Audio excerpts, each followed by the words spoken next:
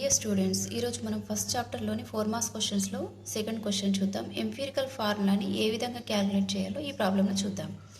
So problem చూడండి ఒకసారి.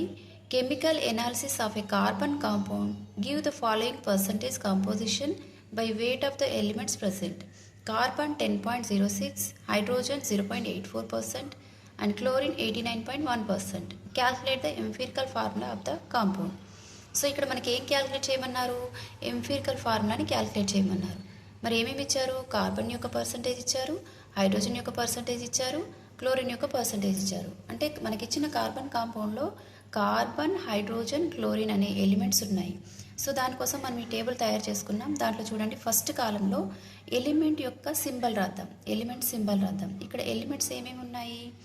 10.06 అనేది కార్బన్ యొక్క పర్సంటేజ్, అంటే కార్బన్. ఇక్కడ ఏమున్నాయి ఎలిమెంట్స్? కార్బన్, అంటే కార్బన్ యొక్క సింబల్ ఏంటి? సి. అండ్ నెక్స్ట్ ఇక్కడ హైడ్రోజన్ అన్నారు, మరి హైడ్రోజన్ యొక్క సింబల్ ఏంటి? H. Carbon, hydrogen. And chlorine, chlorine యొక్క సింబల్ ఏంటి? సిఎల్. సో మన ప్రాబ్లంలో ఏమేమి ఇచ్చారు? కార్బన్ ఇచ్చారు, కార్బన్ యొక్క సింబల్ వచ్చేసి సి. హైడ్రోజన్ ఇచ్చారు, హైడ్రోజన్ యొక్క సింబల్ ఏంటి? హెచ్. అండ్ క్లోరిన్ ఇచ్చారు, క్లోరిన్ యొక్క సింబల్ ఏంటి? C L. Carbon, hydrogen, chlorine, C H C L. So first column ఏం రాసినాం? C H C L. Percentage composition, second column ఏంటి? Percentage composition. కార్బన్ ఎంత పర్సంటేజ్ ఉంది? 10.06%. కార్బన్ యొక్క పర్సంటేజ్ ఎంత? 10.06%. మరి హైడ్రోజన్ యొక్క పర్సంటేజ్ చూడండి ఎంత ఉంది? 0.84%. హైడ్రోజన్ యొక్క పర్సంటేజ్ ఎంత? 0.84%. నెక్స్ట్ క్లోరిన్, క్లోరిన్ యొక్క పర్సంటేజ్ ఎంత? 89.1%. 89.1%. సో ఫస్ట్ కాలం ఎలిమెంట్స్ యొక్క సింబల్స్ వేసాం, సెకండ్ కాలంలో ఏం వేసాం? Percentage composition. మనకు ఆల్రెడీ ప్రాబ్లంలో ఇచ్చారు ఇవన్నీ కూడా. Next atomic weights. Atomic weight of carbon ఎంత? కార్బన్ యొక్క అటామిక్ వెయిట్ ఎంత? 12. హైడ్రోజన్ యొక్క అటామిక్ వెయిట్ ఎంత? 1. అండ్ క్లోరిన్ యొక్క అటామిక్ వెయిట్ ఎంత? 35.5. అటామిక్ వెయిట్స్ మనకు తెలిసి ఉండాలి. కార్బన్ యొక్క అటామిక్ వెయిట్ 12, హైడ్రోజన్ యొక్క అటామిక్ వెయిట్ 1 అండ్ క్లోరిన్ యొక్క అటామిక్ వెయిట్ ఎంత? 35.5. సో ఇప్పుడు నెక్స్ట్ అటామిక్ రేషియోని క్యాలిక్యులేట్ చేయాలి. అటామిక్ రేషియోని క్యాలిక్యులేట్ చేయాలి అంటే percentage composition by atomic wait వేయాలి. మరి పర్సంటేజ్ కాంపోజిషన్ ఆఫ్ కార్బన్ ఎంత? 10.06 by atomic weight of carbon ఎంత? 12. సో అటామిక్ రేషియోని ఏ విధంగా క్యాలిక్యులేట్ చేస్తారు? Percentage composition divided by atomic wait. Percentage composition of carbon is 10.06 divided by atomic weight of carbon is 12. So మనకి ఎంత వస్తుంది? 0.84 వస్తుంది. Atomic ratio ఎంత వస్తుంది? సింప్లిఫై చేస్తే 0.84% వస్తుంది. అండ్ అలాగే ఇప్పుడు హైడ్రోజన్ యొక్క అటామిక్ రేషియో కనుక్కుందాం. Percentage composition by atomic wait. Percentage composition ఎంత? 0.84 బై అటామిక్ వెయిట్ ఎంత? 1 ఈక్వల్ టు ఎంత వస్తుంది? 0.84 వస్తుంది. అదేవిధంగా క్లోరిన్ యొక్క atomic ratio percentage composition by atomic wait 89.1 by 35.5 ఎంత వస్తుంది? మనకు సింప్లిఫై చేస్తే 2.51 వస్తుంది. సో ఈ విధంగా మనం అటామిక్ రేషియోని కనుక్కున్నాం. అటామిక్ రేషియో ఎలా వస్తుంది? Percentage composition divided by atomic weight వేస్తే మనం అటామిక్ రేషియో అనేది వచ్చింది. ఇప్పుడు ఈ అటామిక్ రేషియోని ఉపయోగించి సింపుల్ రేషియోని కనుక్కోవాలి. మరి సింపుల్ రేషియోని ఏ విధంగా కనుక్కోవాలి? ఇక్కడ చూడండి అటామిక్ రేషియో 0.84, 0.84, 2.51. దీంట్లో లీస్ట్ నెంబర్ ఏది?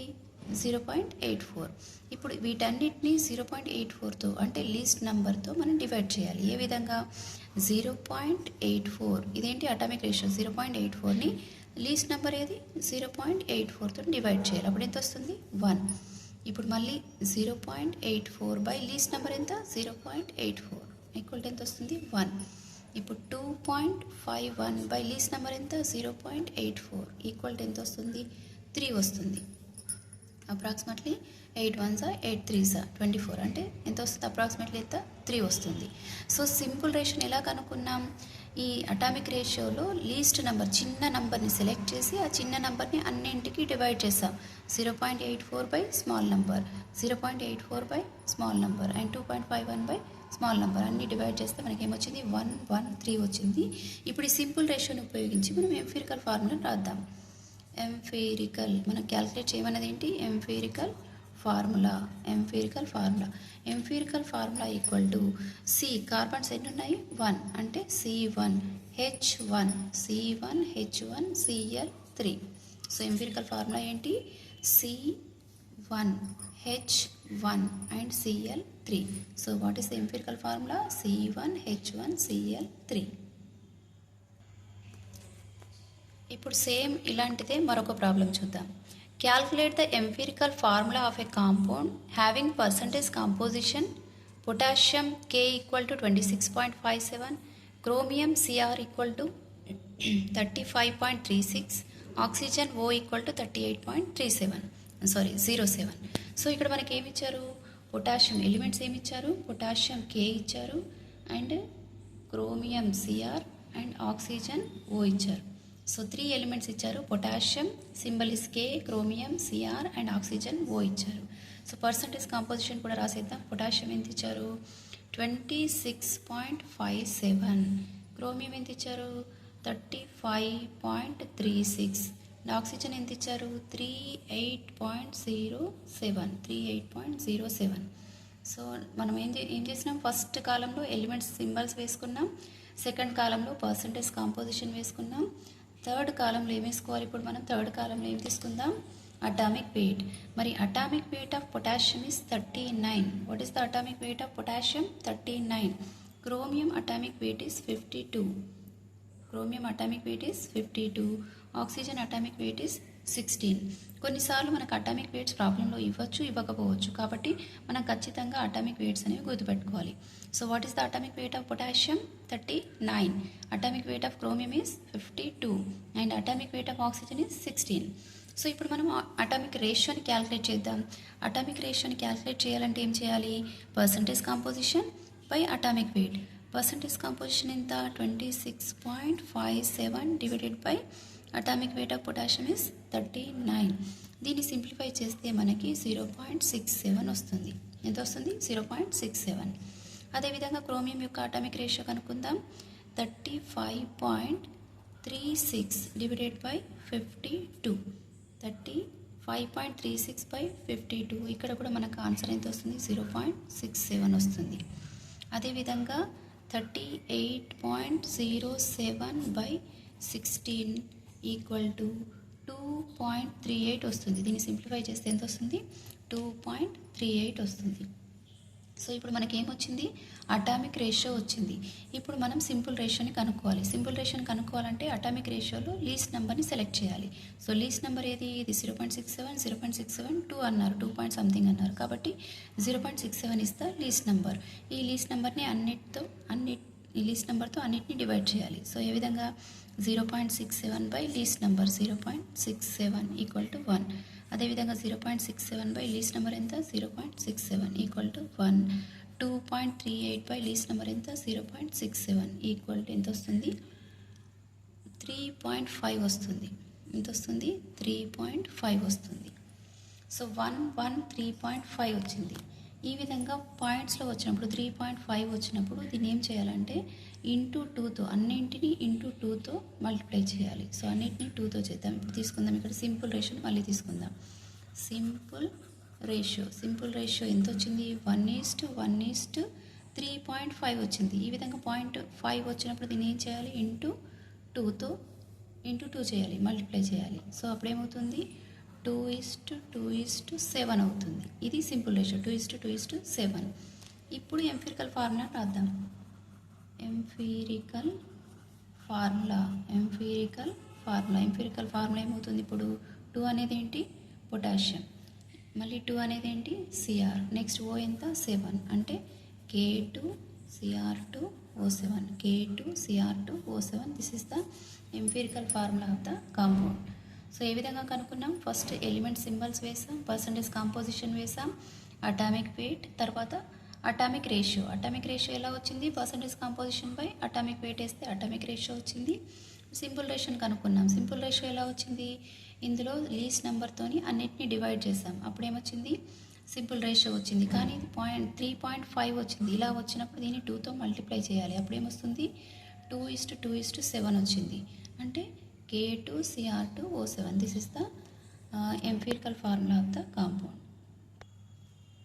ఇప్పుడు ఇలాంటిదే మరొక ప్రాబ్లం చూద్దాం. ఇది కొద్దిగా డిఫరెంట్గా ఉంటుంది. ఇక్కడ ఎంపిరికల్ ఫార్ములాకి బదులు ఏం కనుక్కోమన్నారు?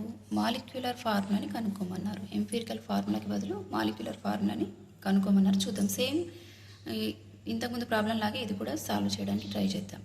సో ఇక్కడ ఏమి ఇచ్చారు? కార్బన్ అండ్ హైడ్రోజన్, బ్రోమిన్ ఇచ్చారు. సో కార్బన్ యొక్క సింబల్ ఏంటి? సి. హైడ్రోజన్ సింబల్ ఏంటి? హెచ్. బ్రోమిన్ యొక్క సింబల్ ఏంటి? బిఆర్. సో ఎలిమెంట్స్ యొక్క సింబల్స్ వేసేసాం. పర్సంటేజ్ కాంపోజిషన్ వేద్దాం. కార్బన్ ఎంత? 12.8%. అండ్ హైడ్రోజన్ ఎంత? 2.1%. బ్రోమిన్ ఎంత? 85.1. సో పర్సంటేజ్ కాంపోజిషన్ వేసాం. అటామిక్ వెయిట్ ఆఫ్ కార్బన్ ఎంత? 12. అటామిక్ వెయిట్ ఆఫ్ హైడ్రోజన్ ఎంత? 1. అదేవిధంగా బ్రోమిన్ యొక్క అటామిక్ వెయిట్ ఎంత? 80. What is the atomic weight of bromine? 80. So ఇప్పుడు అటామిక్ రేషియో క్యాలిక్యులేట్ చేద్దాం. మనం ఇంతకుముందు కూడా మనం నేర్చుకున్నాం కదా అటామిక్ రేషియోని ఎలా క్యాలిక్యులేట్ చేయాలో. Percentage composition by atomic wait. Percentage composition ఎంత? 12.8/12. ఎంత? 12.8/12. సో దీనికి మనకి ఆన్సర్ ఎంత వస్తుంది? 1.067 వస్తుంది. 1.067. అదేవిధంగా 2.1/1 ఎంత వస్తుంది? 2.1. ఇక్కడ 85.1/80. Percentage composition by atomic wait ఎంత వస్తుంది? ఇక్కడ సేమ్ 1.067 వస్తుంది. 1.067. ఇది మీరు ట్రై చేయండి. సింప్లిఫై చేస్తే మనకి ఆన్సర్స్ వస్తాయి. ఇది అటామిక్ రేషియో. ఇప్పుడు మనం ఏం చేయాలి? సింపుల్ రేషియోని కనుక్కోవాలి. ఇప్పుడు ఇది 1 పాయింట్ సంథింగ్ ఉంది, ఇది 2 పాయింట్ సంథింగ్, 1 పాయింట్ సంథింగ్. అంటే మనకి లీస్ట్ నెంబర్ ఏది? 1.067. కాబట్టి అన్నిటితో డివైడ్ చేద్దాం. 1.067 బై లీస్ట్ నెంబర్ ఎంత? 1.067 ఈక్వల్ టు ఎంత వస్తుంది? 1. 2.1 బై లీస్ట్ నెంబర్ ఎంత? 1.067 ఈక్వల్ టు ఎంత వస్తుంది? అప్రాక్సిమేట్లీ 1 1 1 2 అంటే 2 వస్తుంది. అదేవిధంగా ఇక్కడ 1.067 బై లీస్ట్ నెంబర్ ఎంత? 1.067 ఈక్వల్ టు ఎంత? 1. సో సింపుల్ రేషియో ఏమొచ్చింది? 1 2 1 వచ్చింది. సో ఇప్పుడు దీన్ని బట్టి మనం ఎంపిరికల్ ఫార్ములాని రాద్దాం. ఎంపిరికల్ ఫార్ములా ఏంటి? C1H2Br1. ఏంటి? C1H2Br1. This is the empirical formula. ఇంతకుముందు చేసిన 2 ప్రాబ్లమ్స్ కూడా మనం ఇక్కడ వరకు కంప్లీట్ చేసాం. ఎంపిరికల్ ఫార్ములా మాత్రమే అడిగారు. కానీ ఈ ప్రాబ్లంలో ఏమడిగాడు? మాలిక్యులర్ ఫార్ములా అడిగారు. సో ఇక్కడ పర్సంటేజ్ కాంపోజిషన్తో పాటు మనకేమిచ్చారు?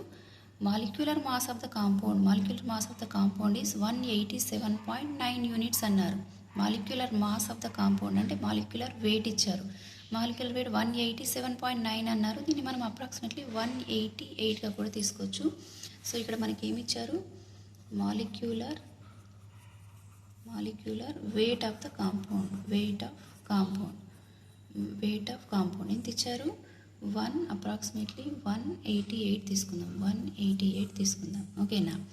సో ఇక్కడ మనకి ఎంపిరికల్ ఫార్ములా ఎంత వచ్చింది? C1H2Br1 వచ్చింది కదా. ఇప్పుడు ఎంపిరికల్ ఫార్ములా వెయిట్ క్యాలిక్యులేట్ చేద్దాం.